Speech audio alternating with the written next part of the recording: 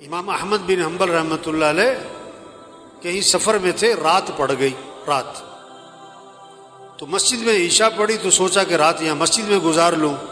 مسجد والوں نے کہا بھی ہم نے مسجد بند کرنی ہے، سب باہر نکل جائیں۔ انہوں نے کہا بھی میں مسافر آدمی ہوں، رات گزارنی ہے۔ اپنا تعارف نہیں کروایا میں کون ہوں۔ انہوں نے کہا نہیں جی یہاں اجازت نہیں ہے۔ تو ایک آدمی وہ تندور پہ روٹی بناتا تھا، پکاتا تھا، تو اس نے دیکھا کہ کوئی بزرگ آدمی ہے، انہوں نے کہا آپ میرے ساتھ چلیں، میرے ساتھ رہیں آپ۔ وہ ساتھ لے گیا۔ اب اس کا چونکہ تندور کا کام، آٹا گوندھ رہا ہے، استغفر اللہ استغفر اللہ استغفر اللہ، روٹی پکا رہا ہے، استغفر اللہ استغفر اللہ، اٹھ رہا ہے، بیٹھ رہا ہے، استغفر اللہ استغفار کی کثرت کر رہا ہے۔ اب امام صاحب بڑے حیران ہوئے کہ یہ بڑا عجیب آدمی، بہت استغفار کر رہا ہے، اس کی زبان پہ استغفار ہی استغفار۔ اس سے پوچھا بھائی یہ تم نے استغفار بہت کیا، کیا اس کے کیا فائدے دیکھے؟ انہوں نے کہا جی میرے بڑے مسائل تھے، جب سے میں نے استغفار کی کثرت شروع کی ہے اللہ نے میرے مسئلے حل کر دیے، اور میں جو مسئلہ آتا ہے اللہ سے مانگتا ہوں اللہ میرا مسئلہ حل کر دیتا ہے، میری دعائیں قبول ہوتی ہیں۔ استغفار کی میں نے یہ فائدہ دیکھا، میری دعائیں بڑی قبول ہوتی، میری ساری دعائیں قبول ہوئی، ایک دعا ابھی تک قبول نہیں ہوئی، باقی ساری قبول ہو گئی۔ وہ کون سی نہیں ہوئی بھائی؟ کہ میں نے نام سنا ہے کوئی امام احمد بن حنبل، بڑے اللہ والے، کوئی بزرگ آدمی ہیں، میں نے اللہ سے دعا مانگی کہ اللہ میری کبھی ان سے زیارت ملاقات تو کروا دے، میں ان کی زیارت کرنا چاہتا ہوں، یہ میں نے دعا مانگی، یہ ابھی تک قبول نہیں ہوئی، باقی ساری قبول ہو گئی ہیں۔ امام صاحب نے کہا اللہ کے بندے تیری وہ دعا بھی قبول ہو گئی، میں جو تیرے سامنے بیٹھ رہا ہوں احمد بن حنبل ہی بیٹھا ہوں میں تیرے سامنے، اور مجھے لگتا یہ ہے یہ استغفار کی جو تیری کثرت ہے نا یہی مجھے کھینچ کے یہاں پر لے کر آئی ہے۔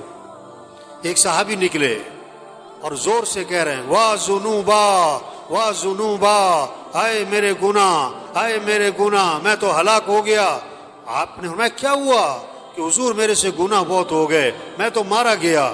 آپ نے فرمایا کہو اللہم ان مغفرتک اوسع من ذنوبی ورحمتک ارجى عندی من عملی، اے اللہ بے شک میرے گناہ بہت زیادہ ہیں لیکن تیری جو مغفرت ہے نا وہ میرے گناہوں سے بھی زیادہ وسیع ہے، اور مجھے اپنے عمل کا کوئی آسرا نہیں، مجھے تو تیری رحمت ہی کا آسرا ہے۔ فرمایا پھر کہو اللہم ان مغفرتک اوسع من ذنوبی ورحمتک ارجى عندی من عملی، میں پھر کہو اللہم ان مغفرتک اوسع من ذنوبی ورحمتک ارجى عندی من عملی۔ 3 دفعہ ان سے یہ دعا پڑھوائی اور میں جاؤ اللہ نے تمہارے سارے گناہ معاف کر دی۔ کلکم خطاؤون وخیر الخطائین التوابون، حضور صلی اللہ علیہ وسلم نے فرمایا تم سب کے سب خطا کار ہو اور بہترین خطا کار وہ ہیں جو اللہ سے معافی مانگیں۔ فقلت استغفروا ربکم انه كان غفارا يرسل السماء عليكم مدرارا ويمددكم بأموال وبنين ويجعل لكم جنات ويجعل لكم انہارا۔ استغفار کرو تو کیا ہوگا؟